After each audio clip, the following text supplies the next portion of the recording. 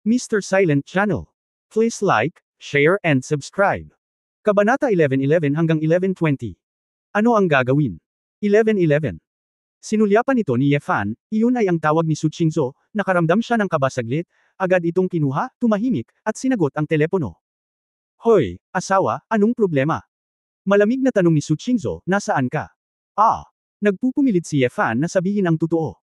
Kalimutan mo na ito, direktang sabi ni Su Qingzhou, wala rin ako sa mood na makinig sa iyo.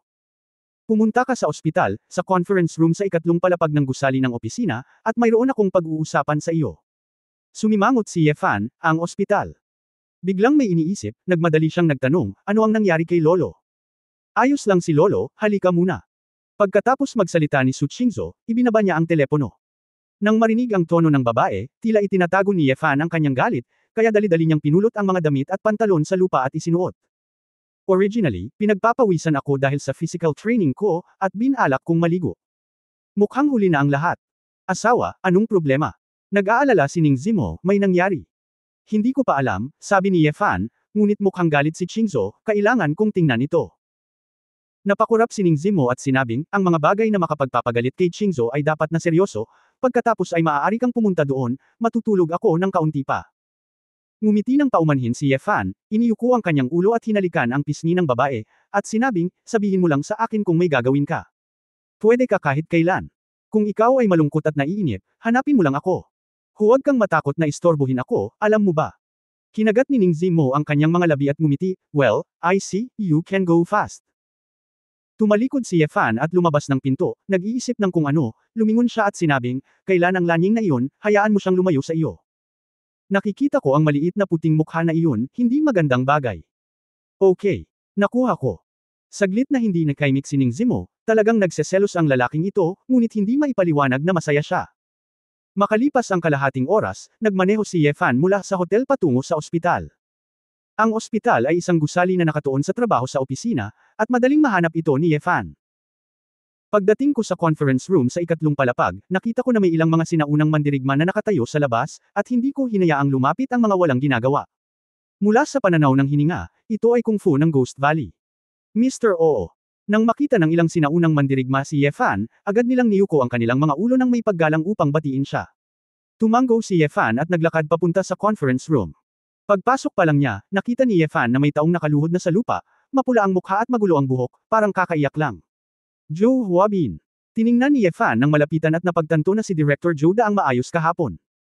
Sa kabilang banda, si Su Qingzhou ay nakaupo sa isang upuan, nakatingin kay Zhou Huabin na may malamig na mga mata. Sa likod ni Su Qingzhou, may dalawang lalaking nasa katanghaliang gulang, na parehong mga opisyal ng Gigu. Nakita na sila ni Ye Fan sa Gigu noon. Ang isa ay pinangalan ng Su Yuan at ang isa ay pinangalan ng Su Jin. Pareho silang direktang inapo ng pamilyang Su. Sila ang mga apo sa tuhod ng unang elder, si Su Chenxing. Kadalasan ay nasa Huahay sila para ipadala ni Su Qingzhou. Dahil pareho silang lumitaw, tila sa pagkakataong ito, ang sinaunang martial arts world o ang underground world ang kasali.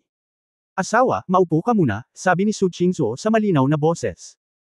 Hinayla ni Ye Fan ang isang upuan at umupo sa tabi ng babae, nag-iisip, ano ang nangyari. Huminga ng malalim si Su Qingzhou at sinabing, kaninang umaga, isang nurse mula sa ospital ang pumasok sa intensive care unit para palitan ang kanyang lolo. Ang gamot sa pagtulo, ngunit, ang gamot na pinalitan niya ay hindi inayos ng doktor. Salamat sa aming pag-iingat, hiniling ko kay Su Yuan na bantayan ito, natagpuan ang problema sa oras, at nahuli ang nurse. Kanina pa ako umaga. Matapos ang paglilitis sa nurse, hindi niya alam kung kanino siya tinanggap, tanging nakatanggap siya ng malaking halaga ng pera sa account, at may humiling sa kanya na gawin ito. Tiningnan ko ang impormasyon ng account sa ibang bansa ng remitter, at ito ay si Director Zhou. Agad na naunawaan ni Ye Fan nang marinig niya ito, malamig na tumingin kay Zhou Huabin, na nanginginig doon, at sinabing, Director Zhou, narinig kong tumawag ka kahapon at sinabing mayroon kang paraan para mag-remediate. Lumalabas na ang taong nagtagumpay sa operasyon ay direktang pinatay. Hindi. Sumigaw si Zhou Huabin, hindi ko gustong patayin si Xinjiang. Ako lang. Hinayaan ko lang siyang gumaling bigla, para mabigyan kita ng isa pang pagkakataon na magpakita ng mga kasanayang medikal. Ngumisi si Ye Fan, hindi ba ito katotohanan? Lahat sila gustong manakit ng tao. Hindi nakaimik si Zhou Huabin. Alam niyang walang kwenta ang makipagtalo, kaya napayuko lang siya. Alam kong mali ako. Ginoong Ye. Miss Su. Patawarin mo ako sa pagkakataong ito. Isa lang akong hamak na maliit na tao. Hindi ka maliit na tao, isa kang tunay na inapo ng pamilya Zhou, kung hindi, paano ka magkakaroon ng lakas ng loob na gawin ang ganoong bagay? Ang mga mata ni Su Qingzhou ay tila nanigas ang mga tao. Pagkatapos ng lahat, siya lang ang nag-iisa ang mga kamag-anak at matatanda, na nagawang makatakas mula sa kamatayan, ay muntik nang mapatay ni Zhou Huabin, hindi na makapaghintay si Su Qingzhou na i-freeze siya sa isang popsicle. Ramdam ni Ye Fan ang galit ng babae at bumantong hininga. Asawa, kung talagang galit ka, ilalabas ko siya, papatayin at itatapon sa dagat para pakainin ang mga isda. Ang ganitong uri ng taong walang etika sa medisina ay nakakapinsala din na manatili sa Xiaguo Medical Association. Huwag magmadali, tinawagan niya ang kuya niya, gustong pumunta ng kuya niya, para lang makipag-usap ng harapan, ano ang gagawin nila sa pamilya Zhou. Mahinahong sabi ni Su Qingzhou. Natigilan si Ye Fan, tila may ibang plano ang babae, kaya hindi siya nagmamadaling patayin si Zhou Huabin. Naghintay ka ba maya-maya, may dumating na helicopter sa ospital. Kaagad, maraming tao ang pumasok sa gusali. Kahit na magkahiwalay sila ng isang tiyak na distansya, makikita ni Ye Fan na mayroong isang martial artist mula sa kaharian ng Alikabok, ang isa kay Xuanming Genuan. Kitang-kita ang malamig na hininga. Isang lalaking nasa katanghaliang gulang na nakasuot ng itim na sando, itim na pantalong suit, at isang Patek Philippe na relo, na nakadamit tulad ng isang matagumpay na lalaki na may gintong kwelyo, na matikas na pumasok. May dalawang lalaking naka-black suit jacket din sa likod niya, parang mga katulong niya, medyo iba sa mga ordinaryong clan children. I'm sorry, I asked you and Mr. Ye to wait for a long time. Bagamat dumating kami sa pamamagitan ng helicopter, medyo late pa rin. Nakangiting nagpakilala ang lalaki, una kong nakilala, ako ang panganay na apo ng ikatlong henerasyon ng pamilyang Zhou, ang pangalan ko ay Zhou Huayang, ako ay isang walang kakayahan na nakababatang kapatid, ang ika-6, nahihiya talaga ako, pasensya na. Malamig na sinabi ni Su Qingzhou, hindi ba niya kayang gawin ang ganoong bagay dahil may nagbigay lang ng lakas ng loob sa kanya? Haha! Likas na ngumiti si Zhou Huayang, Qingzhou, ikaw baka hindi mo pa masyadong alam, ang pang-anim na bata na ito ay tanga lang, at kung minsan ay gagawa siya ng mga katangahang bagay, kung hindi, hindi lang siya makakapag-aral ng medisina, ngunit hindi maglilinang. Tama, ang tanga ko lang. Lumuhod si Zhou Huabin sa harap ng kanyang kapatid at nagmakaawa, Kuya. Kuya, kailangan mo akong iligtas. Ginagawa ko talaga ang lahat para sa pamilya Zhou. Nawala lang sa isip ko. Liu, ano ang sinasabi mo? Ibinaba ni Zhou Huayang ang kanyang ulo at sinabing may hindi kasiya siyang ekspresyon, paano matatawag para sa clan ang isang tao na pumatay sa sarili nating angkan? Kailangan mo bang gumawa ng mga dahilan para sa iyong sarili kapag ginawa mo ang isang bagay? Natigilan si Zhou Huabin, hindi alam kung ano ang ibig sabihin ng kanyang kapatid. Zinc 6 Gifser 6 Vekaukakzol Noito 4 Fextir 2 or 1 Var 37 Fas 48 Kextol, Aw Shambis 7 Dayok Shamroy 3Q. Qingzhou, Mr. Ye, nakangiting tanong ni Zhou Huayang sa dalawa, ano sa tingin ninyo ang dapat gawin sa kanya? Kabanata 1113 Isang kahilingan. 11:13. Nag-isip sandali si Su Qingzhou, at sinabing, bata pa ako, o kahit napakabata pa, at wala pa akong karanasan sa pamumuno sa buong pamilya So. Dahil dito, ang bawat desisyon na gagawin ko ay kailangang pag-isipang mabuti. Ang mga interes ng pamilya Su. Dahil handa kayong talikuran ng pamilya Zhou ang pakikibaka ng taon at anyayahan ng aming pamilyang Su na bumalik sa angkan ng Xuanming, kung gayon gusto ko ring malaman, ano ang pakinabang sa aming pamilyang Su. Ngumiti si Zhou Huayang, Qingzhou, ikaw ay talagang mapagpakumbaba. Kahit na hindi ka bata, ang mga tao sa aking angkan at ako ay maraming alam tungkol sa iyo. Ang galing mo sa shopping mall at paglilinis sa Ghost Valley na iniwan ng pamilya ni Zug. Ang kakayahan ay hindi nakasalalay sa pagtanda. Siyempre naiintindihan namin na magkakaroon ka ng ilang mga alalahanin tungkol sa pagbabalik sa angkan ng Xuanming, ngunit maaari kong sabihin sa iyo ng may katiyakan na kapag ang pamilyang Su ay bumalik sa angkan ng Xuanming, kung gayon ang iyong katayuan, magiging ganap itong iba mula ngayon. Oh, bakit iba? Tanong ni Su Qingzhou. Buong pagmamalaking sinabi ni Zhou Huayang, huwag ka nang magsabi ng iba, bagamat ang Gigu ay ngayon ay isang S-level na organisasyon, sa loob ng Xia Kingdom, ito ay isang underground na organisasyon lamang, at hindi ito maaaring magkaroon ng malaking impluensya sa mga desisyon ng pinakamataas na antas ng Xia Kingdom. Gayunpaman, ang aming Xuanming clan, bilang isa sa 4 na banal na angkan ay may malaking impluensya at maaaring direktang lumahok sa ilang mahahalagang desisyon sa pinakamataas na antas. Sa sandaling bumalik ka sa angkan ng Xuanming, maaari kaming mag-apply upang gawing isang matuwid na ahensya ng Paniktik ang Gigu, at maging ang opisyal na organisasyon ng Paniktik ng kaharian ng Xia. Sa oras na iyon, ikaw, ang master ng Ghost Valley, ay magkakaroon ng mas mataas na katayuan. Dapat sabihin, parang dragon na lumalabas sa kailaliman, hindi. Pareho. Katulad ng mga benepisyo, hindi ko na kailangang sabihin, Light Zoo, maaari mo ring isipin, ang mga mapagkukunan ng aming Xuanming clan ay malayo sa kung ano ang maaari mong isipin. Tumango si Su Qingzhou, kung sasabihin mo yan, talagang nakakatukso. Haha, hindi ito tukso, ito ay sa katunayan, pumunta kami dito ng may katapatan, mukhang sinsero si Zhou Huayang. Nag-isip si Su Qingzhou, at muling nagtanong, kung babalik ang pamilya naming Su sa angkan ng Xuanming, magkakaroon ba ng pagkakaiba sa pagitan ng mataas at mababa sa iyong pamilyang Zhou? Mahinahong sinabi ni Zhou Huayang, sa puntong ito, Qingzhou, makatitiyak ka na ang aming pamilya Zhou at ang iyong pamilyang Su ay ang dalawang haligi ng angkan ng Xuanming. Kahit na ang bilang ng pamilyang Su ay mas kaunti kaysa sa aming pamilyang Zhou, pantay-pantay ang pakikitungo namin sa kanila. Isang bingo na mas mataas. Talaga? Kumpirmadong tanong ni Su Qingzhou. Talagang totoo, matigas na sabi ni Zhou Huayang. Ang magagandang mata ni Su Qingzhou ay kumikislap, at sinabi niya, dahil ito ang kaso, kung gayon ay hilingin ko. Hanggat pumayag ka, ibabalik ko ang pamilyang Su sa angkan ng Xuanming. Kung mayroon kang kahilingan, kahit na banggitin mo ito, lahat tayo ay magkakamag-anak sa iisang linya, at walang dapat banggitin. Si Zhou Huayang ay mukhang umaasa at hindi maitago ang kanyang kagalakan. Walang pakialam ngunit mariing sinabi ni Su Qingzhou, hinihiling ko, Xuanming clan, hayaan mo akong maging patriarch. Ano? Ang ekspresyon ni Zhou Huayang ay agad na natigil sa gulat. Maging ang magkapatid na Su Yuan at Su Jin sa likod ni Su Qingzhou ay tumingin sa kanilang Valley Master ng hindi inaasahan. Ipinikit ni Ye Fan ang kanyang mga mata, ibinaba ang kanyang ulo at ngumiti ng palihim, iniisip sa kanyang puso na talagang may gana ang kanyang asawa, at hindi niya mapigil ang magsalita. Qingzhou, ikaw, pinagloloko mo ba ako? Matigas na ngumiti si Zhou Huayang at sinabing, ang patriarch na ito, ang aking lolo na si Zhou Changqi, ay isang mataas na prestihiyosong eksperto sa aming angkan, at kinikilala din ito ng mga matatanda, hindi lahat ay kayang gawin ito. Hindi ko naman sinabing hindi kaya ng lolo mo. Competent, pero ako ang leader ng Su family ngayon. Maliit lang ang pamilya naming Su. Kung babalik tayo sa Xuanming clan, para hindi mag-alala ang clan, magiging patas lang kung ako ang magiging clan leader. Kung tutusin, marami at makapangyarihan kayong angkan ng Zhou, hindi ako mag-aalala kung gaano karaming banta ang dadalhin ko sa inyo kapag naging patriarch na ako. Pagkatapos ng lahat, sinabi mo rin na isang pamilya tayo, mahinahong sabi ni Su Qingzhou. Awkward na ngumiti si Zhou Huayang at sinabing, Qingzhou, hindi ito isang bagay na maaari mong basta-basta magpasya. Kung gusto mong maging patriarch, maaari mong hilingin sa mga elder na suriin at makipagkumpetensya sa loob ng clan.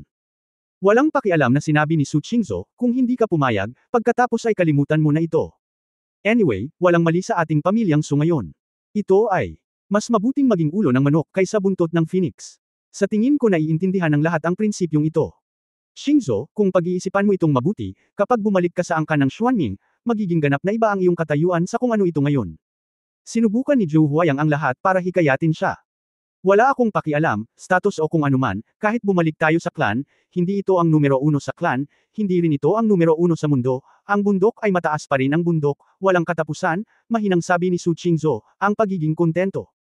Bata pa ako, at ngayon pinamamahalaan ko ang gigo, nasiyahan na ako. Sumimangot si Zhou Huayang at sinabing, maaari kang humiling muli na maging patriarch. Medyo hindi makatotohanan. Tumayo si Su Qingzhou, nanlamig ang kanyang mga mata at sinabing, ang katotohanan ay hindi makatotohanan, hindi mo ito desisyon.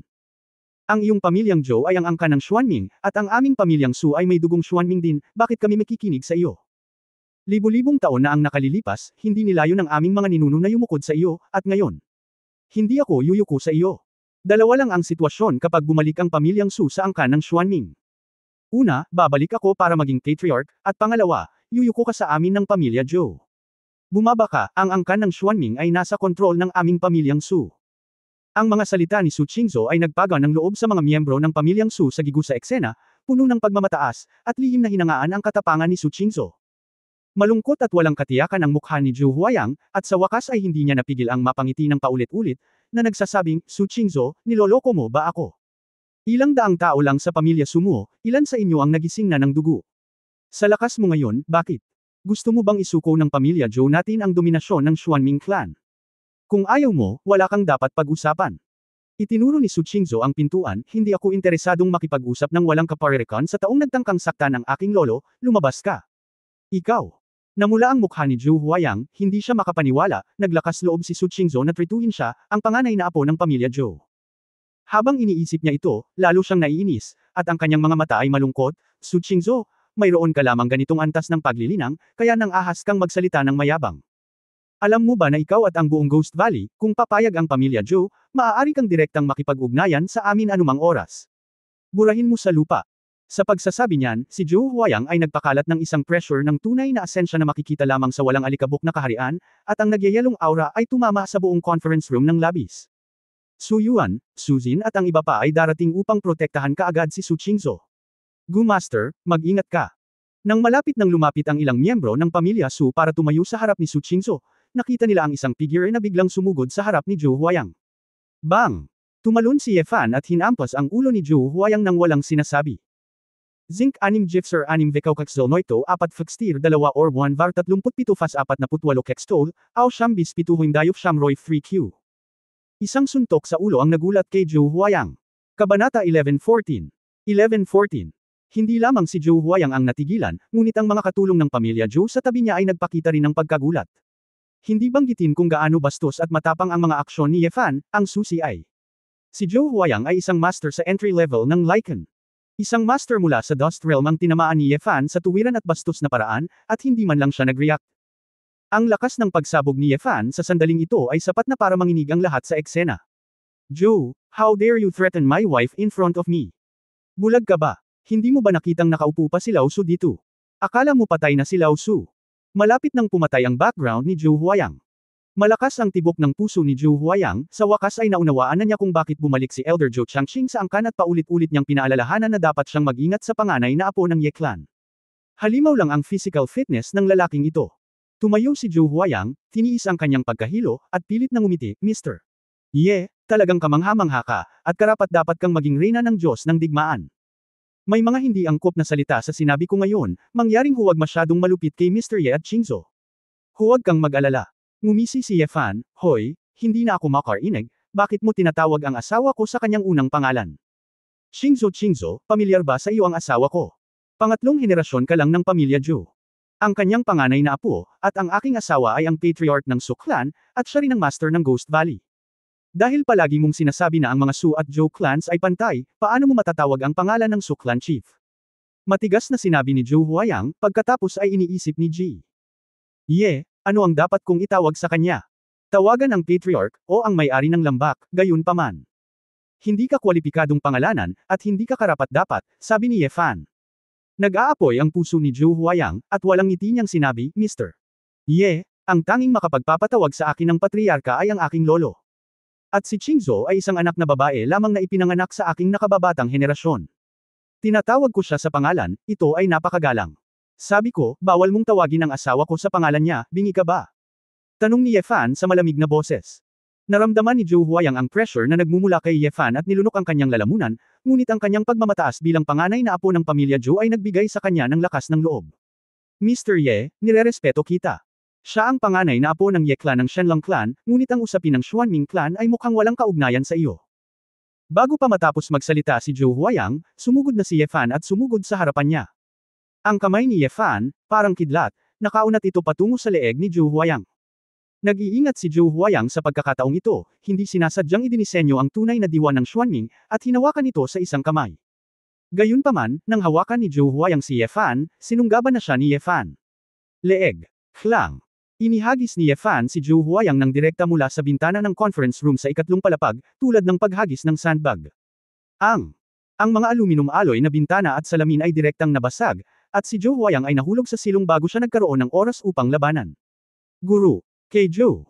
Dalawang entourage ang nagmamadaling tumakbo sa bintana upang makita, at nalaman na si Zhou Huayang ay nakahiga sa isang berdeng sinturon ng mga palumpong at dahan-daang bumangon mula roon. Gum-on sila, ngunit naramdaman din nila ang lakas ni Ye Fan. Pakiramdam ng kawalan ng pag-asa, kahit na hindi ako manggahas na magkaroon ng ideya ng pagtutol. Ang taas ng tatlong palapag na gusali ay hindi makakapagpahirap sa isang mandirigmang walang alikabok, ngunit ang kahihiyan na itinapon sa ilalim ng bintana ay hindi kakayanin para kay Zhou Huayang oo. Sa conference room, si Su Qingzhou ay lumapit kay Ye Fan at bamulong, asawa, hindi ba magandang gawin itong direkta ng ganito? Naglabas si Ye Fan ng sigarilyo at sinindihan ito para sa kanyang sarili, pagkatapos ay sumimangot. Bakit hindi? Ang lalaking ito ay naglakas loob na sabihin na sisirain niya ang iyong pamilyang Su. Maglakas loob na tawagin ang iyong pangalan ng isa-isa sa mahinang nyebe, nagpapanggap na matanda, magiging karapat-dapat ako sa kanya kung hindi ko siya papatayin. Magiliw na tiningnan ni Su Qingzhou ang lalaki. Bagamat naramdaman niyang medyo walang ingat si Ye Fan, nasiyahan pa rin siya sa pakiramdam na protektado siya ng isang lalaki, kaya tumanggaw siya at sinabing, bueno, makinig ka sa iyo. Matapos maghintay ng mahigit 10 segundo pagkatapos, tumalon si Zhou Huayang pabalik sa conference room mula sa ibaba. Mapatla ang kanyang mukha, at alam na alam niyang hindi siya ang kalaban ni Ye Fan. Gayunpaman, sa ganoong eksena, kung hindi man lang siya nagsalita ay tila tatakas siya sa kawalan ng pag-asa. Hindi nagkasundo. Miss Su, hindi nang ahas si Zhou Huayang na tawagin muli ang kanyang pangalan, at sinabing, pinaplano mo bang magtago sa likod ng lalaki, ang ulo ba ng pamilyang Su ay napakatigas ng ulo ngayon? Kung ito ang kaso, sa tingin ko ay magiging walang kabuluhan para sa atin na imbitahan ang Su clan pabalik sa Xuanming clan, dahil kahit ikaw, ang pinuno ng Su clan, ay hindi makokontrol ang iyong sariling kapalaran. Hindi nang ahas si Ye Fan na kontrahin siya dahil natatakot siyang bugbugin, ngunit maaari niyang pukawin si Su Qingzhou. Lumingon ang mga mata ni Su Qingzhou sa paligid, at iniunat niya ang kanyang kamay upang hawakan ang braso ni Ye Fan, marahan na yamakap at sinabing, bakit, bilang isang babae, umaasa ako sa may kasalanan din ba ang asawa mo? Ang aking asawa ay mas malakas kaysa sa akin, at siya ay mas makapangyarihan kaysa sa akin. Dahil ba mas malakas siya sa akin kaya dapat akong gumuhit ng malinaw na linya sa kanya? Zhou Huayang, sa tingin mo ba ay karapat-dapat kang suriin ako? Alam mo ba na kung wala kang pamilya Zhou bilang iyong tagapagtaguyod, ngayon ka lang sana pinatay ng asawa ko. Ikaw, ang mukha ni Zhou Huayang ay malungkot at hindi sigurado, at siya ay hindi makapagsalita. Sa katunayan, kung wala siyang pagkakakilanlan ng panganay na apo ng pamilya Zhou, wala siyang kakayahang tumayo rito at sabihin ang mga salitang ito. Hindi napigilan ni Ye Fan na abutin at hawakan si Su Qing nang nakangiti. Ang buhok ni Zhu, matalas talaga ang mga salita ng babaeng ito. Mukhang hindi pinaplano ni Miss Su na ibalik ang pamilya Su sa angkan ng Xuanming pansamantala, kaya ang isang tao mula sa Zhou ay makakabalik lamang at magulat ng katotohanan. Lubos akong nagsisisi sa lahat ng ito. Paumanhin. Umaasa ako na sa susunod na pagbabalik ko, mabago ni Miss Su ang kanyang isip at makilala na ang pagbabalik sa angkan ay ang pinakamahusay na pagpipilian. Ang mga talukap ng mata ni Zhou Huayang ay kumaibot, idiniin ang apoy sa kanyang puso. Sinabi ni Su Qingzhou, nasabi ko na, Xuanming. Ang angkan ay nagkakaisa, maliban kung ako ang magiging pinuno ng angkan, kung hindi. Huwag mo nang pag-usapan. Gusto ni Zhou Huayang na tumawa sa pagpipigil sa sarili ni Su Qingzhou, ngunit natatakot siya kay Ye Fan, kaya kinailangan niyang alisin ang mga tao ng may galit. Pagkatapos, umalis na si Zhou Huayang at ang iba pa, inutusan ni Su Qingzhou ang mga tao sa tabi niya, Su Yuan, Su Jin, patuloy ninyong pinuprotektahan ang aking lolo upang matiyak na walang sinuman ang magkakaroon ng pagkakataong saktan siya. Ayon sa utos, Gu Master. Matapos sagutin ng Su clan ang utos, inakay nila ang mga tao palabas ng conference room. Si Ye Fan at Su Qingzhou na lang ang natitira, nag-aalalang tanong ng babae, asawa, ngayon lang ako. Hindi ba't medyo malayo na? Sa paanong paraan? Nakangiting tanong ni Ye Fan. Iyon lang. Sinabi ko na dapat ako ang patriarch para makabalik sa Xuanming clan, hindi ba masyadong radikal? Tanong ni Su Qingzhou. Kinaikit ni Ye Fan ang kanyang mga mata at medyo mapaglarong nagtanong, dahil alam mong napaka-radical nito, bakit humihiling ka pa rin ng ganoon? Kabanata 1115 Melita. 11:15. Dahil napakagatlabi si Su Qingzhou at sinabing, sa palagay ko ay mayroon na tayong malaking gap kay Zhou sa dami at lakas. Sa ganitong mga sitwasyon, kung hindi ako magkukusa na maging malakas isang punto, mararamdaman ng pamilya Zhou na madali tayong mabuli. Ito ang unang dahilan. Oh, anong dahilan? Nakangiting tanong ni Ye Fan. Inilibot ni Su Qingzhou ang kanyang mga mata sa lalaki, at nahulaan niya na alam na ni Ye Fan ang dahilan, at sadyang sinusubok siya. Tulad ng sinabi ko, ang angkan ng Zhou ay malinaw na maraming beses na mas malakas kaysa sa aming angkan ng Su sa nakalipas na ilang libong taon, ngunit hindi sila kailanman gumamit ng puwersa para ibalik kami sa angkan. Bukod dito, itinatag namin ang Ghost Valley para dalhin ang intelligence network ay kumalat sa buong mundo, at hinayaan nila ito. Hindi sila dumating para pigilan tayo sa paglaki sa ibang paraan. Ito ay nagpapakita na may ilang espesyal na dahilan kung bakit ang Zhou clan ay hindi maaaring gumamit ng puwersa laban sa amin at pilitin kaming bumalik sa Xuanming clan. Nag-isip si Su Qingzhou, ang nakakaramdam ako ng panlulumo ngayon ay ang hindi ko maisip, ano ang pagtitiwala ng ating Su clan na dahilan upang ang mga Zhou clan ay hindi maglakas loob sa atin, marahil ay dapat akong tumawag sa telepono sa unang elder. Nakangiting tumango si Ye Fan, at sinabing, sa ngayon, maaaring may kaugnayan ito sa Wordless Book of Heaven na mabubuksan lamang ng iyong Su clan. Siyempre, nanghuhula lang ako. Mahigpit na sinabi ni Su Qingzhou, posible, ang kapangyarihan ng Wordless Book ay masyadong mahiwaga, at maaari itong magpapahintulot sa akin na makita ang ilang mga fragment ng hinaharap sa aking mga panaginip. Bagaman hindi ko pa ito kayang unawain, nararamdaman ko na kung may makakaunawa nito ang sikreto ng walang salita na kasulatan ay maaaring lubhang nakakabigla. Imposible para sa angkan ng Zhou na hindi malaman ang tungkol sa pagkakaroon ng walang salita na kasulatan, at malamang na alam din ito ng ibang mga angkan, ngunit walang ninakawan ang iyong Su clan, ito ay dahil sa iyong Su clan. Ang bloodline ay may kakaibang espesyalidad. Sinabi ni Ye Fan, kung ang walang salita na kasulatan ang talagang dahilan kung bakit hindi sila maglakas loob na kumilos laban sa Su clan, kung gayon ang lahat ay magiging makabuluhan. Tumango si Su Qingzhou, at pagkatapos ay sinabing may matagal na takot, asawa, medyo natakot ako nang salakayin mo ang Zhou Huayang na iyon ngayon lang. Nag-aalala ako na kung talagang papatayin mo siya, may malaking mangyayari. Nagkibit balikat si Ye Fan, sa totoo lang, hindi talaga ako natatakot sa pamilya Zhou, pero wala akong lakas para harapin sila pansamantala. Bukod dito, si Zhou Huayang ay nagsasalita lamang, talagang nasa pamilyang Zhou, tinatansya niya na siya ay nasa nangungunang 10 ang katayuan ay hindi nireranggo, at hindi siya nang ahas na gumawa ng anumang bagay para saktan ka o ako. Ngumisi si Su Qingzhou, asawa, hindi mo ba talaga iniisip na bumalik sa pamilya Ye? Kumunot ang noo ni Ye Fan, bakit mo ito nabanggit bigla? Sinabi ni Su Qingzhou, hindi ka maaaring matakot sa pamilyang Zhou tulad nito, kahit nakasama mo ang pamilyang Ye. Ang iyong sariling lakas ay may kinalaman dito, ngunit sa palagay ko ay alam na alam mo rin na susuportahan ka ng pamilyang Ye. Kahit na tumanggi kang bumalik, itinuring ka na nila bilang tagapagmana ng pamilyang Ye.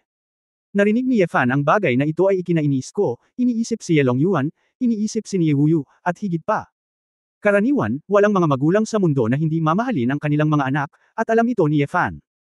Ngunit ang ginawa ng sarili niyang biolohikal na magulang ay muling nagpalamig kay Ye Fan. Nang makita ang walang magawang hitsura ni Ye Fan, pinagsisihan ni Su Qingzhou na ilabas ang paksang ito, kaya nagmamadali siyang nagsabi, hinihintay ka pa rin ni Weiwei na ikasal sa pamilya ni Ye, handa kang mag-iwan ng mapapangasawa na madali mong makuha, at hindi ka bababalik sa silid ng kasal. Kailan? Binanggit niya ang bagay na ito, agad na napahiya si Ye Fan at sinabing may mapait na ngiti, asawa, kasal na ako sa iyo, paano ako magpapakasal? Kung gayon, bakit mo sinabi na si Weiwei ang iyong fiancé? Galit na galit si Su Qingzhou. Dahil, iyan, nagngagat ang ngipin ni Ye Fan at simpleng sinabi, dahil gusto ko ang magagandang babae, walang hiya ako. Saglit na natigilan si Su Qingzhou, at pagkatapos ay sinampal niya si Ye Fan ng ilang beses na walang imik, bastos ka. Hindi mo ba masasabi na gusto mong tulungan si Weiwei? Hindi ka magsisinungaling sa akin. Hindi alam ni Ye Fan kung tatawa o iiyak, nagsinungaling ako sa iyo. Hindi ka rin naniniwala sa akin. Hindi mo ba alam na minsan mas gusto ng mga babae na maniwala sa kasinungalingan kaysa makinig sa katotohanan? Sinabi ni Su Qingzhou na naagrabyado. Sa sandaling ito, isang mensahe ng WeChat ang ipinadala, kinuha ni Ye Fan ang kanyang mobile phone at sinilip ito, at nalaman na tinatanong siya ni Feng Yaoying tungkol sa pag-alis patungong Dong Province sa hapon. Kinailangan ni Ye Fan na napakamot ng ulo at nahihiya ng umiti, Miss, pupunta ako sa isang business trip sa Eastern Province. Tutulong ako sa mga charity activities ng kumpanya. Sa sandaling marinig ito ni Su Qingzhou, galit na sinabi niya, sabihin mo lang na gusto mong bumalik sa bahay ng iyong mga magulang kasama ang senior sister. Bakit ang ganda mong kausap? Ikaw. Sinasabi mo lang sa sarili mo, mas gugustuhin mong makinig sa kasinungalingan kaysa makinig sa katotohanan. Ungol ni Ye Fan.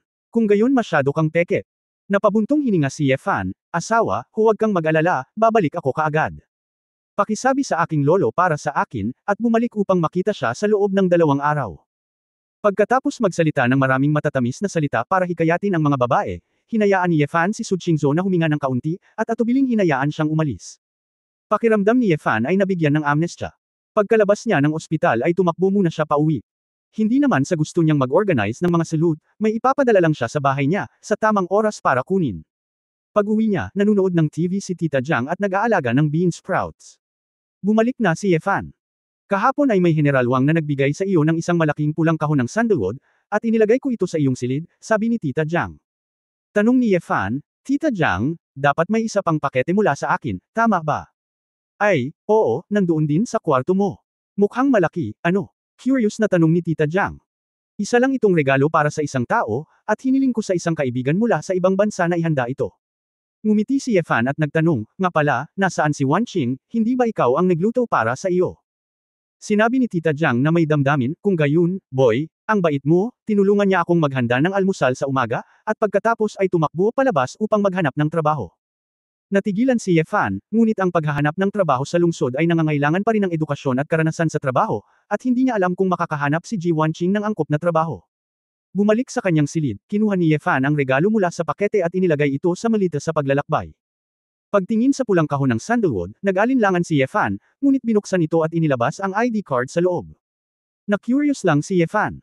Madilim ang dokumentong ito at wala man lang larawan. Talaga bang madaling gamitin ito kapag inilabas ito para sumakay sa high-speed na tren? Pagkatapos maghanda, pumunta si Ye Fan sa high-speed rail station at sumama kay Feng Yaoying. Ang mga charitable materials ng Splendid Group ay naihatid na sa lokal na lugar sa Eastern Province.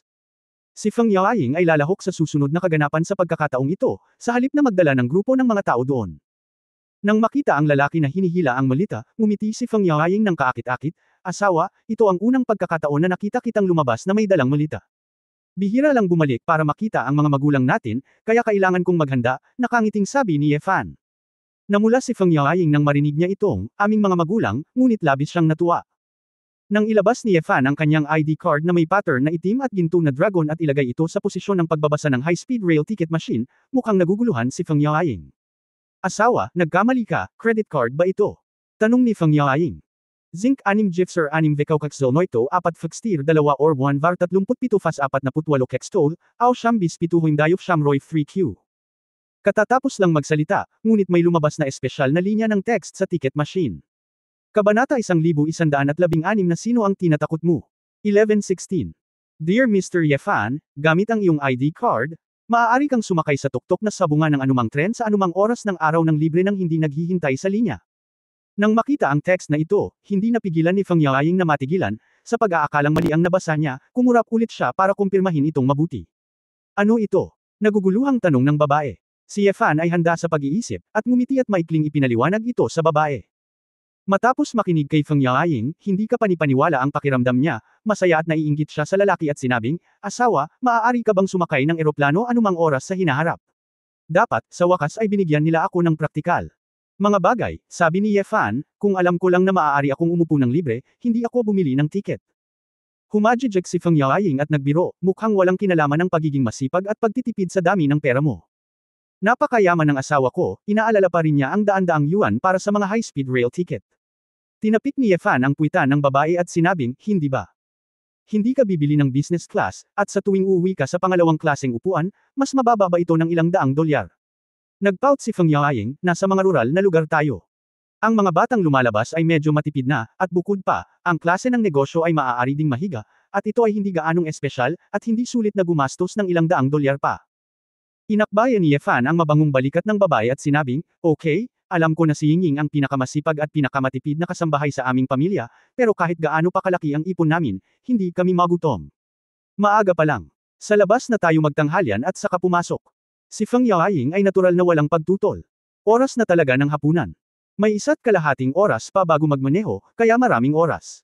Ang mga restaurant sa labas ng istasyon ng tren ay abala sa ngayon. Napatingin ang dalawa sa kanila at nakitang marami pang upuan para sa fast food gaya ng Golden Arches. Matagal nang hindi kumakain ng hamburger at fries si Ye Fan, kaya pumasok siya kasama si Feng Yaoying. Yingying, humanap ka ng upuan at maupo ka, bibili ako, anong gusto mong kainin? Tanong ni Ye Fan. Kumakain ako ng isang kahon ng Chicken McNuggets, at sapat na ang inumin. Kung kumain ako ng sobra, hindi komportable na maglakbay sa kotse, sabi ni Feng Yaoying.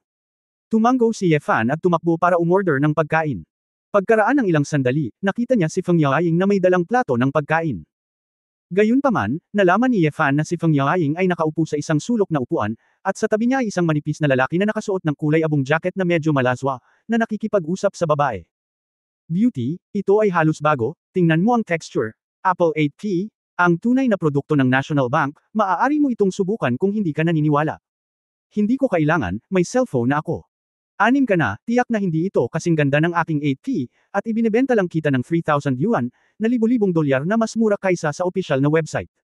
Naglakad si Ye Fan sa mesa, inilapag ang pagkain, at sumimangot, Yingying, anong nangyayari? Sinabi ni Feng Yaoying sa pagkabalisa, asawa, sinabi niya na ibebenta niya ako ng bagong 8P.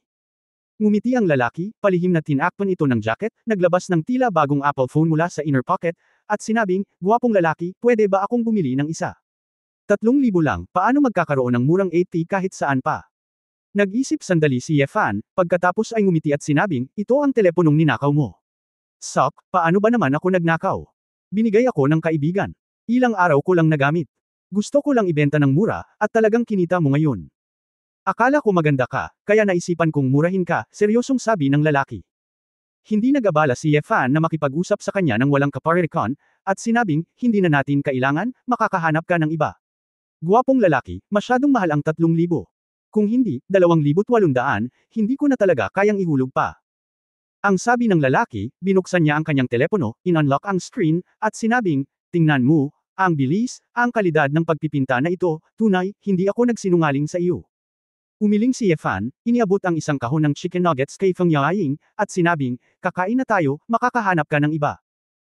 Sumulyap ang lalaki kay Feng Yaoying at sinabing, Beauty, dapat mong gamitin ang 6 ngayon, at magpalat ka ng 8P para bumagay sa isang magandang babae na tulad mo, 2,800, pwede mong hilingin sa iyong asawa na bilhin ito para sa iyo, ito ay isang magandang deal bilang regalo.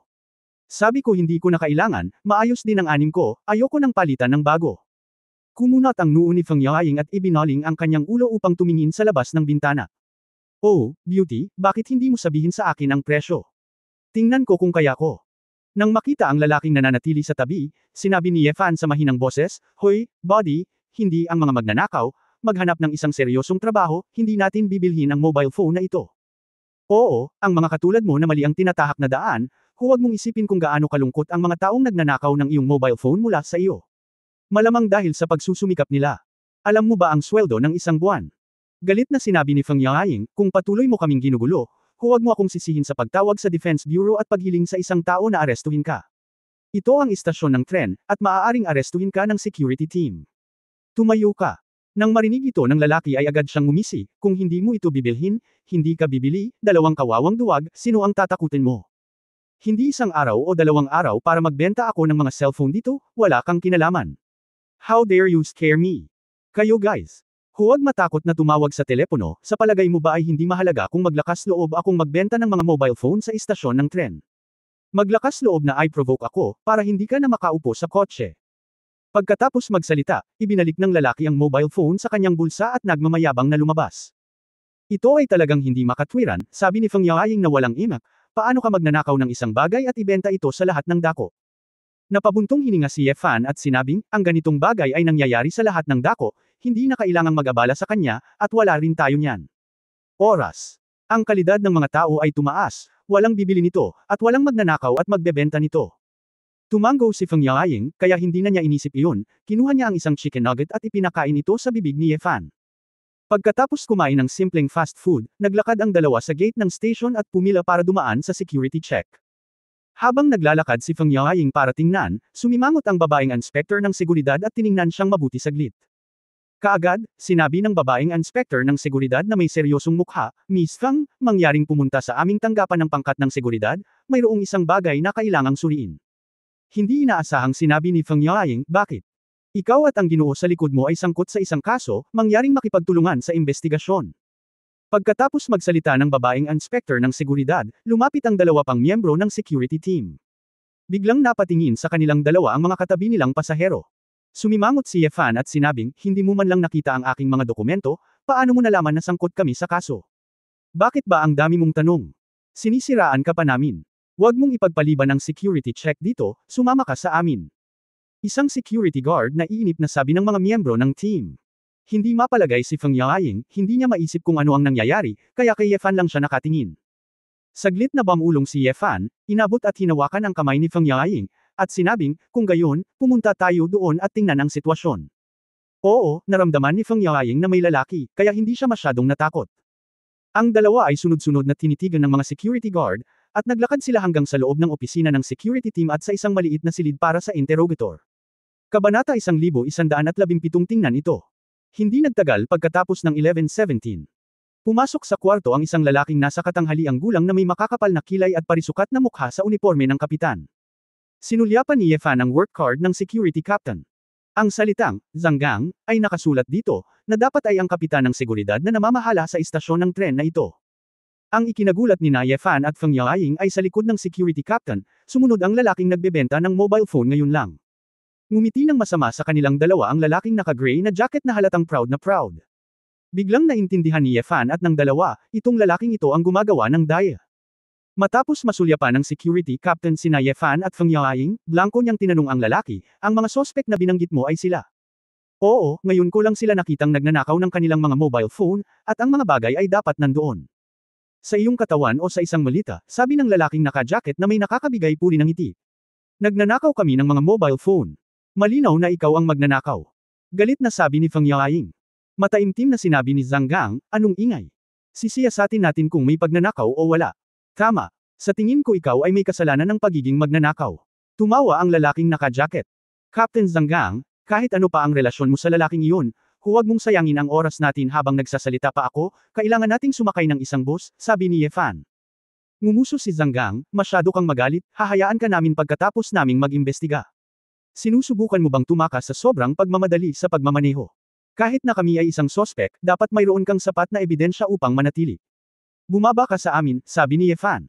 Huwag mo akong sundan, sa istasyon ng tren na ito, hindi mo naman ako dapat turuan kung paano gumawa ng mga bagay. Sinabi ni Zhanggang, at sinabi sa isang miyembro ng koponan sa tabi niya, Xiao Shu, responsibilidad mong suriin sila, pupunta ako. May isang mahalagang pinuno na kailangang batiin ng pinuno ng istasyon. Bago ako bumalik, hindi sila pinapayagang umalis dito. Ang miyembro ng koponan na si Xiao Shu ay mabilis na tumugon ng nakangiti, naiintindihan ko ang kapitan, tiyak na tatapusin ko ang gawain. Tumango si Zhanggang, tumalikod at lumabas ng silid. Bro-in-law, sinong mga pinuno ang darating, mula sa lungsod? Sinundan siya ng lalaking naka-jacket palabas at nagtanong. Naiinip na sinabi ni Zhanggang, paano kailangan ng sinuman sa lungsod ang ganoong pagtanggap? Malaking bagay ito. Tila isa siyang pinuno sa antas ng bansa. Pinabalik ng station master ang lahat upang batiin siya bago niya matapos ang kanyang pagkain. Napakagaling. Ang pinuno ng antas ng bansa, kung gayon bakit hindi mo nakita ang koponan, at walang paunang abiso? Curious na tanong ng lalaking naka-jacket. Paano ko nalaman ang napakaraming bagay? Ikaw bastardo, kung hindi dahil sa kapatid mo, wala akong pakialam sa iyong walang kwentang bagay. Sino ang kayang ipagpaliban ng pakikipagkita sa malaking pinuno? Hehe, sino ba ang humiling sa iyo na maging bayaw ko? Kailangan mo akong tulungang ilabas ang iyong galit. Huwag kang mag-alala, tiyak na mas malaki ang pulang sobre ngayong buwan kaysa noong nakaraang buwan. Humalaklak ang lalaking naka-jacket. Ang bait mo, ngumiti si Zhanggang at ngumuso, at lumabas. Nag-walk out si Zhanggang at ang kanyang bayaw habang nag-uusap. Bagamat hindi malakas ang tunog, pumasok lahat sa tenga ni Yefan. Ganap na naiintindihan ni Yefan sa kanyang puso kung bakit ang taong ito ay naglakas loob na ibenta ang kanyang ninakaw na mobile phone sa istasyon ng tren, kaya hindi siya natakot. Tinatayang ngayon lang silang dalawa ang kumain. Hindi nakatiis ang baluktot at marupok na pagpapahalaga sa sarili ng lalaking ito, kaya naisip niya ang ganitong uri ng paghihiganti. Ang miyembro ng koponan na si Xiao Shu ay lubos na kumpiyansa sa oras na ito, at sinabing, kayong dalawa, mangyaring magdala ng iyong pagsaludo, gusto naming suriin ang nilalaman. Galit na sinabi ni Feng Yaoying, bakit? Anong karapatan mong gawin ito? Gusto naming suriin ang mga kontrabando, may konsensya ka ba? Pagmamalaki ni Xiao Shu. Sabi ni Yefan na may kalahating ngiti, kung nagsusuri ka ng kontrabando, bakit hindi mo tiningnan sa security check ngayon lang? Niloloko mo ba ako? Sa tingin ko gusto mong ilagay ang kontrabando sa aming kahon. Anong kalokohan ang pinagsasabi mo? Huwag ka nang magtanong. Natural na may kanya-kanya tayong rules sa paggawa. Sabi ni Xiao Shu, at agad na kinuha ang molito mula sa kamay ni Yefan. Si Yefan ay wala na sa mood na makipag-usap sa kanila, at sa isang direktang pagtulak, si Xiao Shu ay hamampas sa pinto sa likod. Boom! Kumatok si Xiao Shu sa pinto, napasigaw sa sakit, at bumagsak sa lupa. Ang kilusang ito ay nagulat kay Zhanggang at sa kanyang bayaw na kalalabas lang. Sa sandaling lumingon si Zhanggang at nakita ang eksenang ito, agad na namula ang kanyang mukha at galit na sinabi, ano ang ginagawa mo? Maglakas loob na salakayin ang aming security team. Lahat ay pumunta sa ibabaw. Pusasan sila. Mabilis ding sumigaw ang lalaking naka-jacket, sasabihin ko lang may problema sila. Ilang security guard lang sa opisina ang nag-react at agresibong sumugod kay Yefan. Bumantong hininga si Yefan, inabot ang molite kay Feng Yaoying, humakbang pasulong, gumamit ng isa sa bawat kamay, at ginamit ang grabong teknik para itumba ang lahat ng miyembro ng team sa lupa. Sa mga mata ni Yefan, ang mga sinanay na security team na ito ay walang pinagkaiba sa mga bata. Sila ay isang grupo lamang ng mga ordinaryong tao. Nang makita ito, alam ni Zhanggang na nasagasaan niya si Lian Jiaze, kaya mabilis siyang kumuha ng electric shock baton mula sa opisina at sinabing, gusto mo bang makulong? Ang pag-atake sa aming security team ay isang krimen na. Tinatamad akong magbayad ng pansin, at naglakad palabas, hinayaan kong sumunod si Feng Yaoying. Pagkatapos maglakad sa harap ng Zhanggang, hinawakan ni Yefan ang electric shock baton mula sa kamay ni Zhanggang. Walang oras na mag-react si Zhanggang, binuksan na ni Yefan ang electric baton at direktang hinampas ang lalaking naka-jacket. Ang lalaking naka-jacket ay napasigaw sa sakit at bumagsak sa lupa, bro-in-law. Kuya, tulong. Sa sobrang takot ni Zhanggang ay namutla ang kanyang mukha, at may sasabihin sana siya nang marinig niya ang isang malakas na boses mula sa likuran. Zhanggang, anong pinagtatawanan mo? Bakit hindi ka nagdala ng tao dito? Isang kalbong nasa katanghaliang gulang na lalaki na nakasuot, kasama ang ilang tao na mukhang management, ang mabilis na naglakad patungo sa security office. Juan, Station Master Guan. Malungkot ang mukha ni Zhanggang at wala siyang pakialam sa kahit ano paman. Sumigaw siya sa isang grupo ng security team, bumangon ka dali. Huwag kang mahiga. Bumangon ka dali. Nakinig ang lalaking naka-jacket.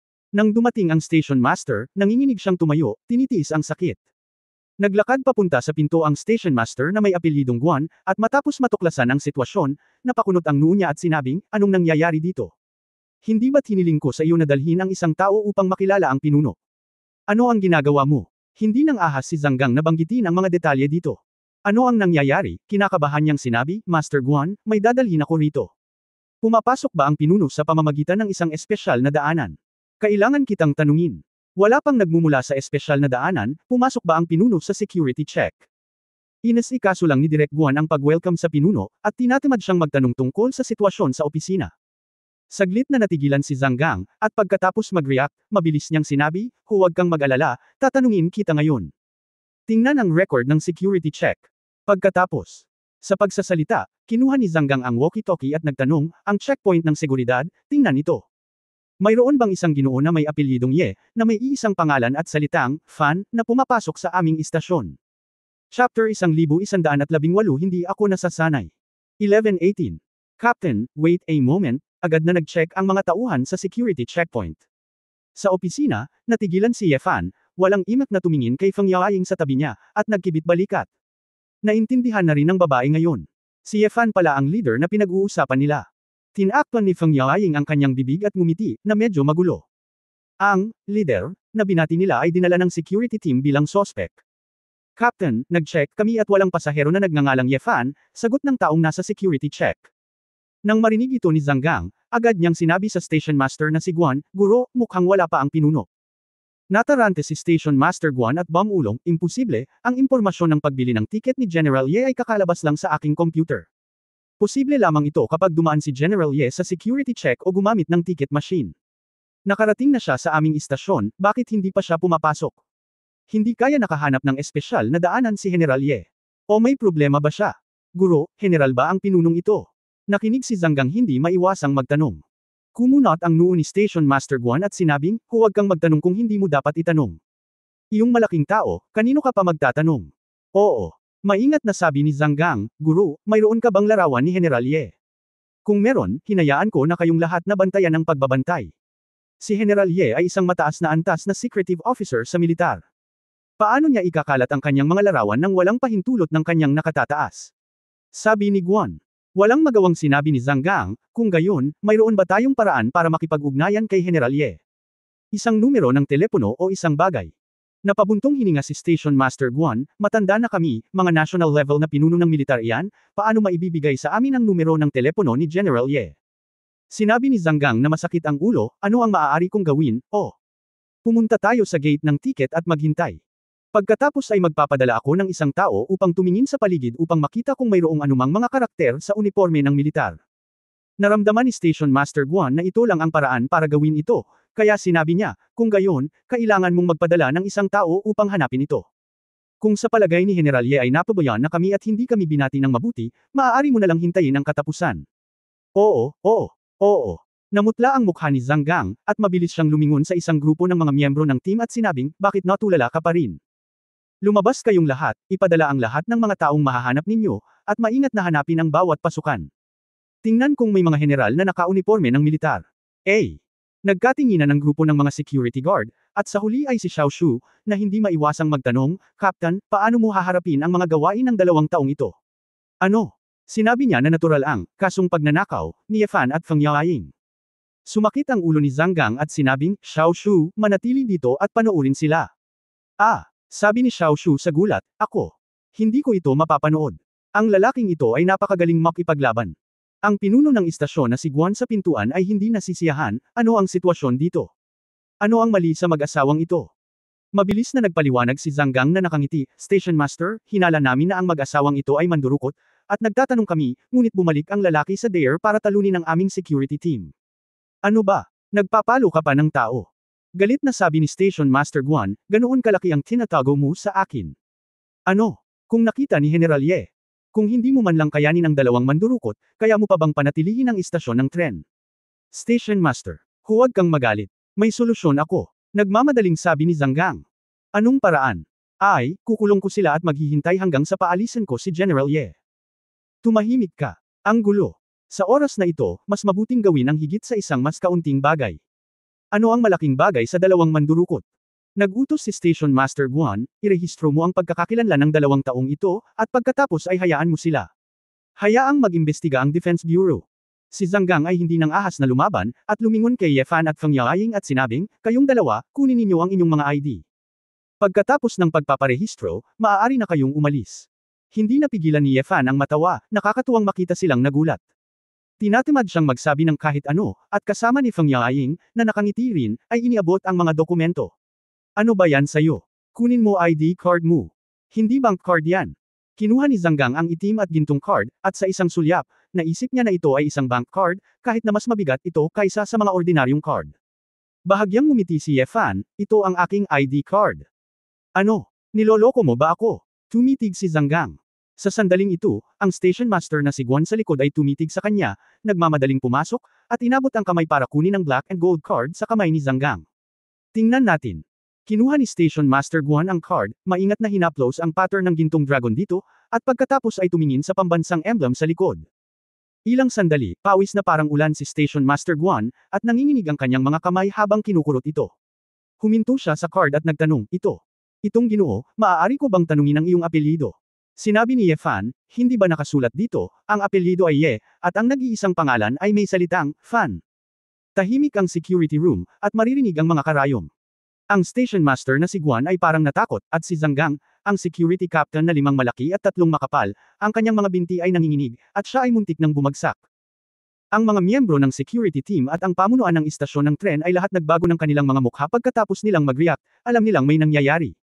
Ikaw ay General Ye. Ye. Halos mapasigaw si Station Master Guan.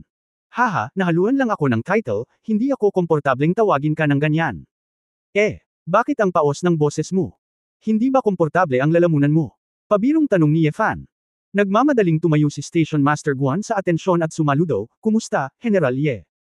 Naligaw kami ng paraan para salubungin ka. Ngumiti si Ye Fan, binawi ang black gold card, at sinabing, Master Guan, tama ba? Ang iyong security team dito ay isang tigre. Kahit na ang bayaw na may security captain ay maaaring maglakad ng patagilid sa istasyon ng tren, magnakaw ng mga mobile phone at magbenta ng mga ito, isang one-stop na negosyo, magaling, kapag. Narinig ito ng station master na si Guan, natigilan siya, Ye General.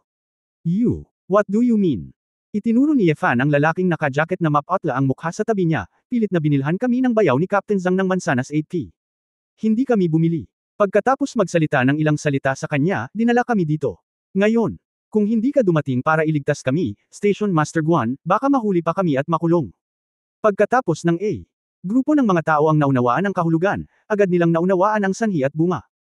Biglang natakot at nagalit ang Station Master na si Guan, asul ang kanyang mukha, at halos umungol siya sa isang grupo ng mga miyembro ng security team, bakit nakatayo ka pa dyan? Dali-daling arestuhin si Zhang Gang at ang mandurukot. Ipadala ito sa Defense Department.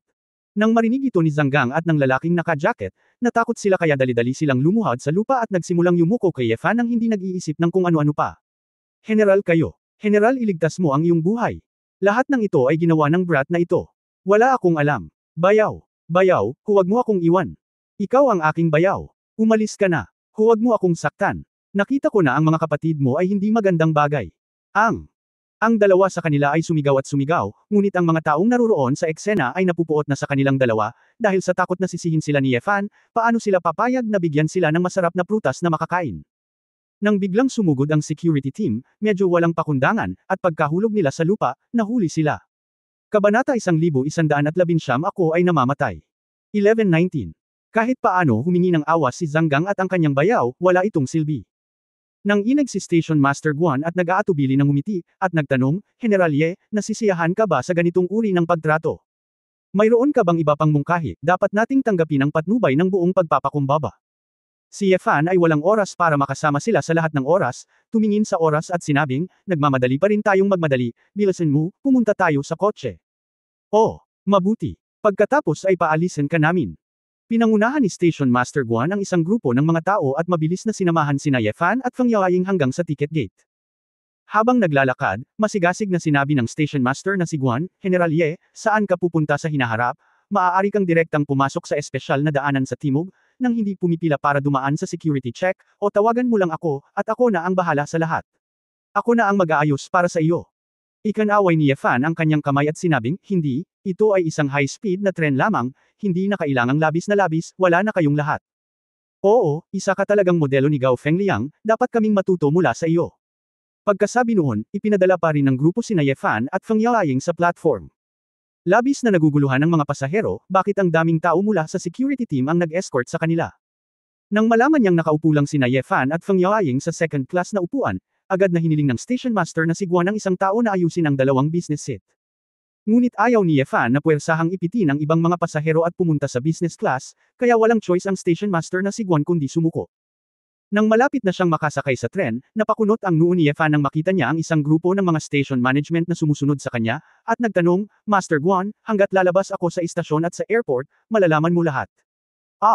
Tumango ang station master na si Guan at sinabing, General Ye, isa kang mahalagang tao sa ating bansa, syempre responsable kami sa pagtanggap at mga hakbang sa seguridad. Napabuntong hininga si Yefan, ito ay sobrang kaguluhan, hindi niya gusto ang ganitong uri ng high-profile na paglalakbay. Pagkatapos sumakay sa tren at magsimulang pumunta sa Dong Province, kinuha ni Yefan ang kanyang mobile phone. Nagdial siya ng numero, na tinatawag na Dragon King. Haha, Yefan, bihira lang tumawag ng tito. Tuwang-tuwa si Ye Longteng doon na natanggap ang tawag ni Yefan. Kumunot ang noo ni Yefan, ayaw niyang tawagin siyang, tiyuhin, at diretsyong sinabi, Dragon King, masyadong magulo ang pagkakakilanlan ng general na nagpoprotekta sa bansang ibinigay mo sa akin, ayoko na. Ano? Ikaw? Bakit ayaw mo? Isa itong karangalan na pinapangarap ng maraming tao habang buhay. Nagulat si Ye Longteng. Sumakay ako ng high-speed na tren, at isang grupo ng mga tao ang sumigaw at yamakap sa akin. Nagmukha akong unggoy. Napakatanga nito. Ayaw ko na sa bagay na ito, umiling si Yefan. Hindi napigilan ni Ye Longteng na tumawa at tumawa, iyan ang sinabi mo. Kung gayon, alam ko, tutulungan kitang burahin ang ganitong uri ng espesyal na pagtrato sa ibabaw.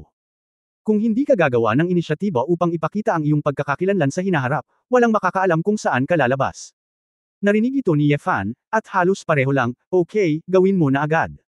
Ikaw brat, kausapin mo ang tito mo. Si Yefan ay masyadong tamad na makinig at ibinaba ang telepono. Si Feng Yaoying, na nakaupo sa gilid, ay ngumiti at sinabi, asawa, ngayon naiintindihan ko na kung bakit kita gusto. Nagtaka si Yefan, bakit? Dahil ikaw ay napakasimple at mababang loob, ito ay nagpaparamdam sa mga taong tulad ko mula sa kanayunan, mataimtim na sinabi ni Feng Yaoying.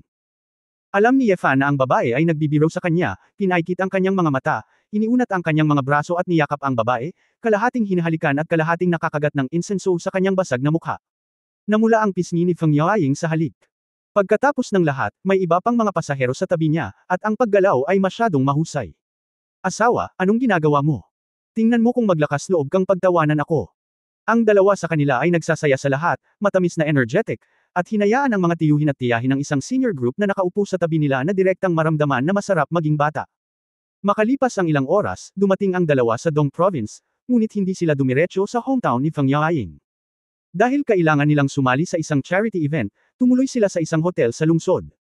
Orihinal na binalak ni Yefan na mamili kasama si Feng Yaoying, at pagkatapos ay pumunta sa hotel para sa isang gabi pagkatapos ng hapunan. Dahil dito, pagdating nila sa hotel, nakita nilang may dalang mga tao si Dong Fangbai at Dong Fangming. Mr. Ye, napaka-low-key mo pa rin, at hindi mo sinasabi sa amin pagdating mo sa Dongsheng, dapat mong hayaan ang aking pamilyang Dongfang na aliwin ka ngayong gabi. Sa lobby ng hotel, nakangiting sabi ni Dong Fangbai. Hindi alam ni Yefan kung tatawa ba siya o iiyak, napakababa ko, hindi mo ba alam na nandito ako? Haha, mahirap sabihin ang ibang lugar. Itong 1/3 ng ektaryang ito sa Dong Province sa loob ng maraming taon, ahem. Sabi ni Dong Fangbai, na parang hindi maganda ang pakiramdam niya, umubos siya ng ilang beses.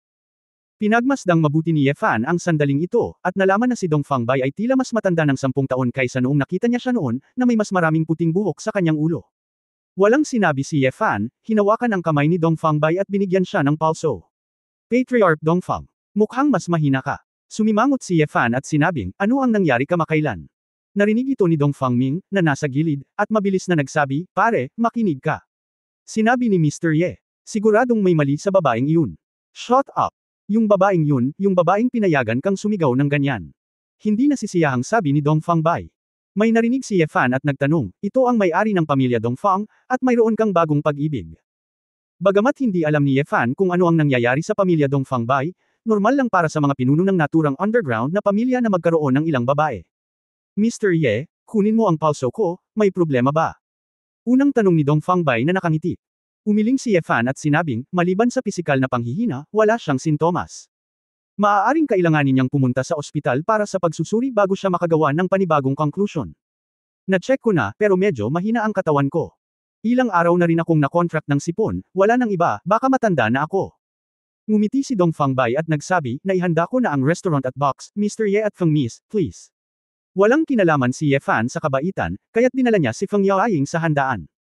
Pagdating niya sa restaurant, natural na gustong i-toast ni Dong Fangbay si Ye Fan, ngunit pagkatapos uminom ng kalahating kilong puting alak, tila nabigla siya at tumakbo sa banyo sa kalagitnaan. Sinamantala ang pagkawala ng kanyang ama, sa wakas ay nagkaroon ng pagkakataon si Dong Fangming at sinabing, Mr. Ye, wala ba talagang mali sa katawan ng tatay ko? Nagkibit balikat si Ye Fan at sinabing, mahina lang ang katawan, hindi ko na kailangang itago ito, syempre. Maaaring hindi rin maganda ang aking mga medikal na kasanayan. Naniniwala ako ng 100% sa iyong mga medikal na kasanayan, ngunit talagang nagdududa ako na may kinalaman ito sa babaeng iyon. Nagngangalit si Dong Fangming at sinabing, bago ko nakilala ang babaeng iyon, ang aking ama ay hindi tumanda ng ganoon kabilis. Curious na tanong ni Ye Fan, sino ba ang babae? Sabi ni Dong Fangming, siya ay isang babae na nasa KTV business. Marami siyang kakayahan. Kilala siya ng tatay ko noong nakaraang taon, pero hindi ako maganda ang kalusugan noon, kaya hindi nag-abalang hanapin siya. Babae. Sa mga nakaraang buwan, ang babaeng iyon ay nabighani sa aking ama hanggang sa kamatayan. Natutulog siya sa kanyang Fox Den araw-araw. Maging ang nightclub business ng Qingyang Club namin ay inaasikaso ng babaeng iyon. Sa tuwing nakikita ko ang babaeng iyon, iniisip ko na isa siyang fox spirit at sumisipsip ng yang energy, kung hindi, paanong biglang nagkasakit ang tatay ko. Alam mo, kahit na nakilala ng tatay ko ang babaeng nagustuhan niya noon, sobrang pijil niya. Ang babaeng iyon ay nag-practice ng Qigong. Ito ba? Tanong ni Ye Fan pagkatapos mag-isip. Kabanata 1120 huwag masyadong pagod. 1120. Hindi, wala akong masyadong cultivation. Hindi bobo ang tatay ko. Palihim siyang nagpadala ng mag-iimbestiga.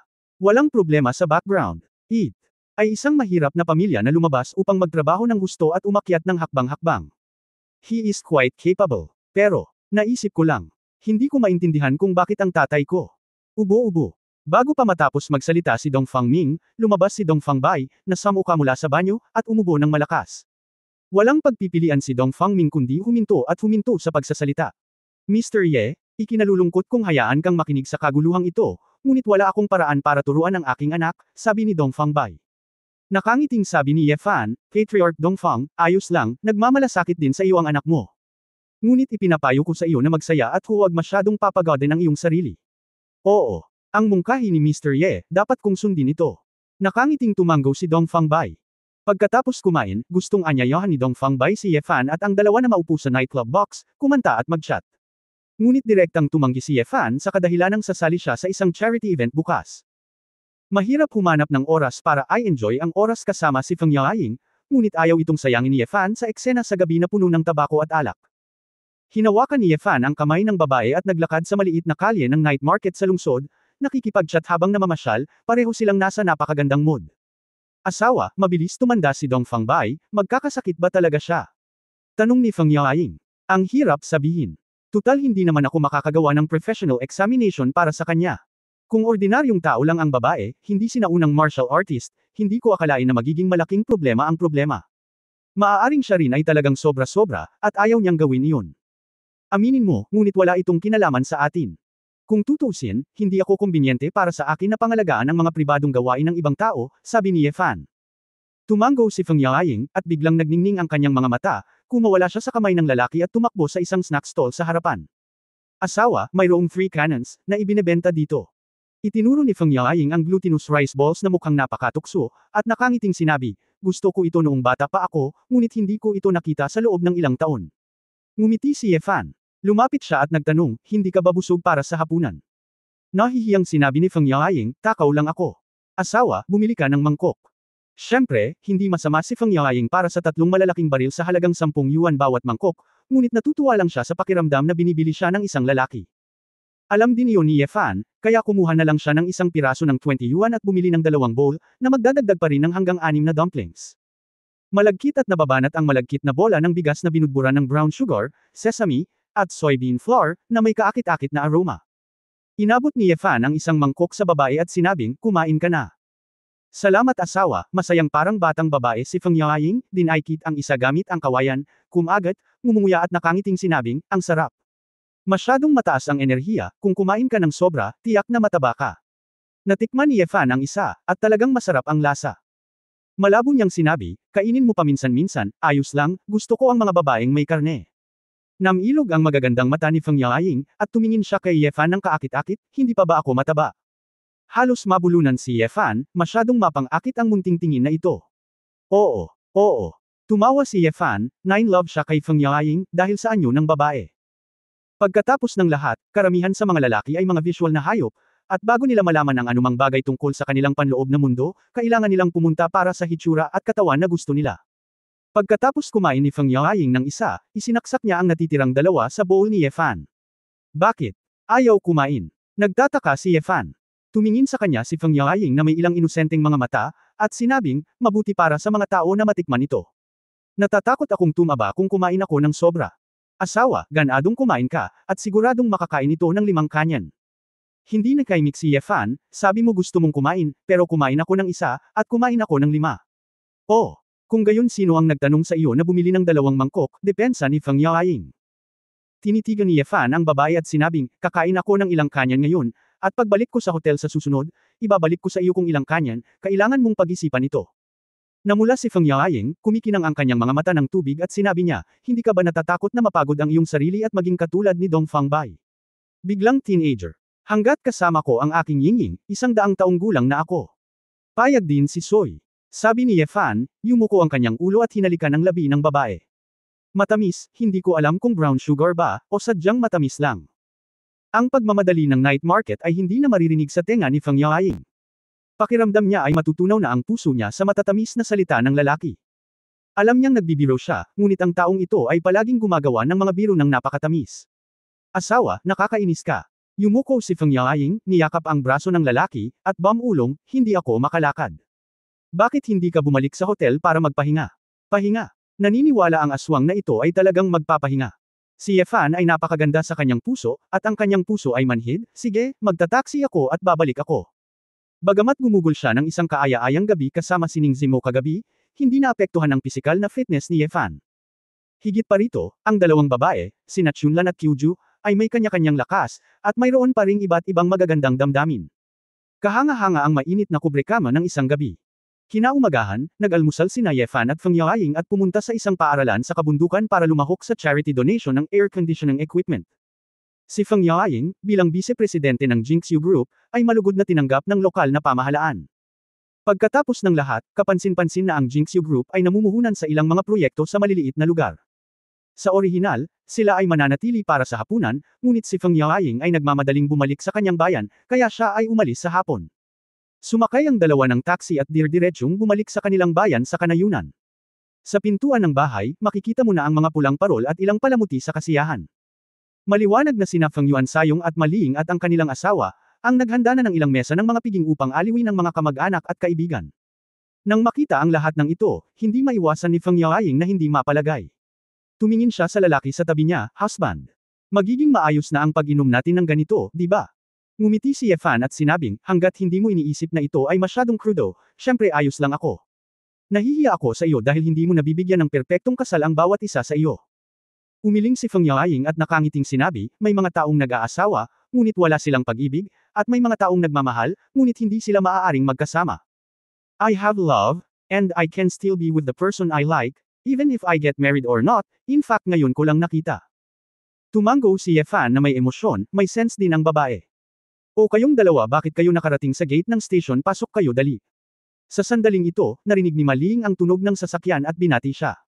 Nanay. Nakangiting pumasok si Feng Yaoying at niyakap ang kanyang ina. Nakita ni Yefan na lumabas din dito ang isang figure na ikinagulat niya. Pagtatapos ng kabanatang ito. For more videos, click on the notification bell.